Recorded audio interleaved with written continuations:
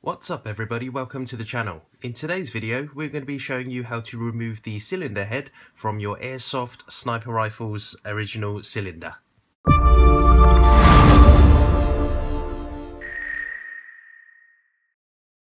Okay, so we're going to get right into it.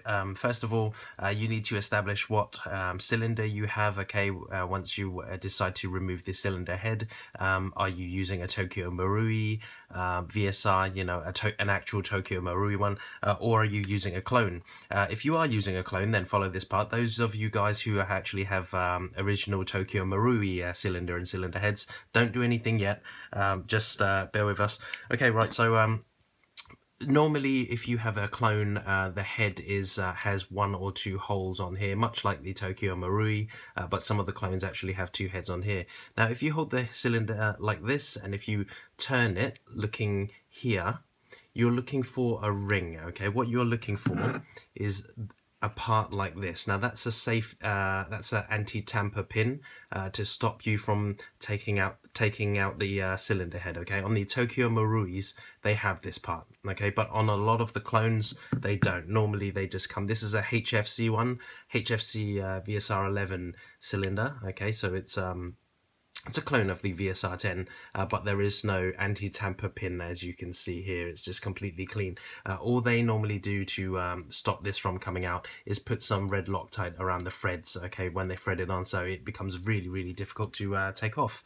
So if you do have a clone and your cylinder does not have an anti-tamper pin on it, all you do is, this is how I normally do it. There's different ways, but this is how I normally like to do it, is I get a nice fitting Allen key or hex wrench or whatever, and what I do is just put it on there and tap it in very gently so it becomes very, very tight. Okay, I don't want this to be loose, I don't want it to be flopping around. I want it actually to be very stout and be able to hold itself inside that one of those holes. Okay, so I put that in there, but before I do that, what I normally do is wrap this nozzle in some very thick protective tape or some plastic or something, anything that can protect it, because what you're going to do is put a tool on there, clamp it, and then turn it, and what you don't want to do is scratch any of this. Okay, so I'm just going to quickly show you without any tape.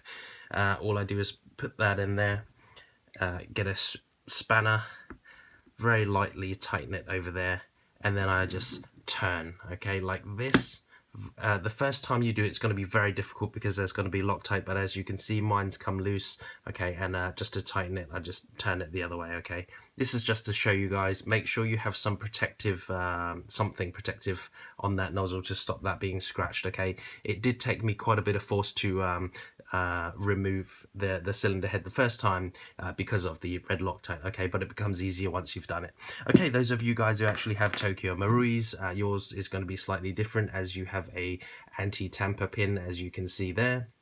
That needs to be removed. Okay, now before you go out and think, okay, I've got to remove it now, I'm going to start drilling it out, stop. What you want to do is be very careful, because when you drill this piece out, you actually want to just drill it so that it just takes off this part here. Okay, you do not want to go use a big fat drill piece or whatever and actually go into that. Okay, you want to keep this part as intact as possible.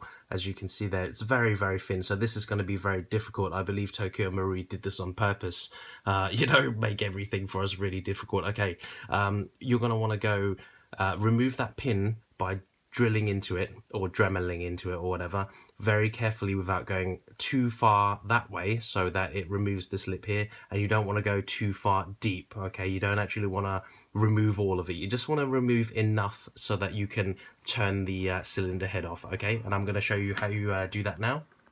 Okay, as I'm going to be using a Dremel freehand on here, my drill piece is going to be slipping around and everything, so what I'm going to do is make a mark just so that I can have the drill piece to bite into it and not slip around. Okay, I've done that with a little punch. All you do is put a punch on the area you want and tap it until you get that. Okay, mine's one of those automatic punches that you just kind of push in with force and it punches for you. So I've done that just like that, and it's given me this mark here. That's where my drill piece is going to go, and I'm going to very slowly drill that out. Okay, I'm going to start off very slowly using this Dremel piece, using a random drill bit that I found in my box, And the drill piece is roughly the same size as the anti-tamper pin. Okay, so what I'm going to do is just try and very slowly go in and try and remove a little bit at a time and see how she goes.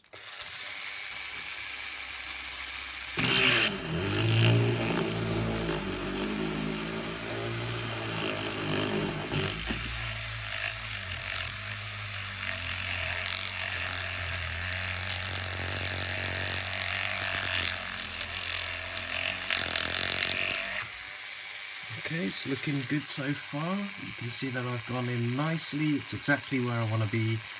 She's not gone all over the place, gone crazy and scratched it all up, so I'm quite happy with that. I'm going to turn the settings up a little bit and go again.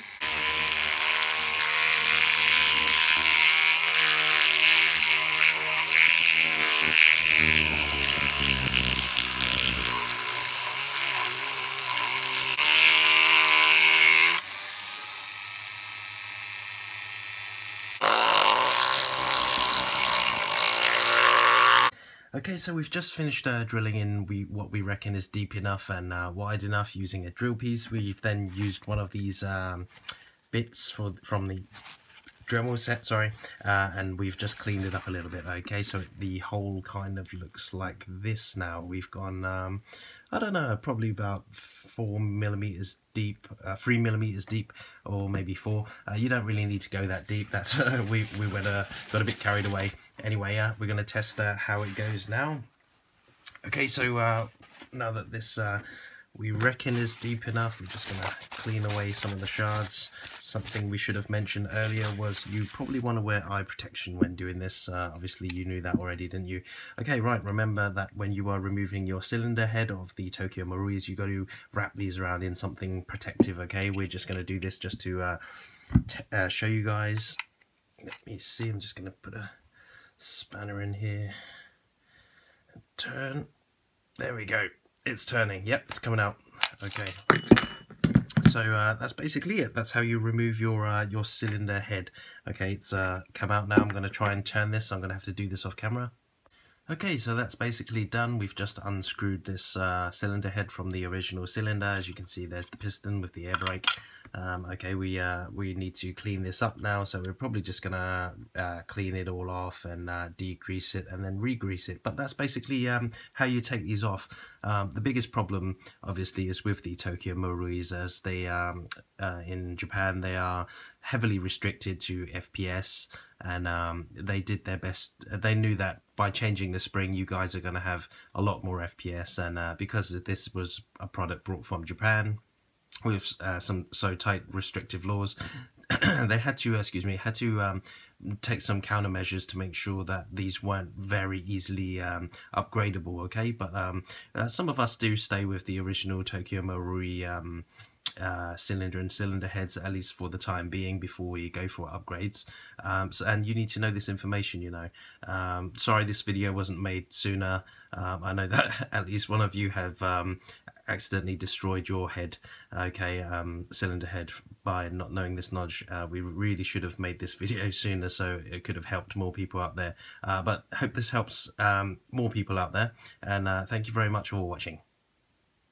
Before I go, there's one thing I also like to add to this video, and that is if you have an L96, you know, the Tokyo Marui L96 AWS, then the same principle applies to the cylinder. If I zoom in here for you guys, you can see, if you look very closely underneath the loading fin, there is the that part there that I drilled out, which was originally it had the anti-tamper pin in there, but I drilled that out, did the same thing. Okay, so you know that it works with the L96 as well. Okay, just thought I'd put that out there for you guys.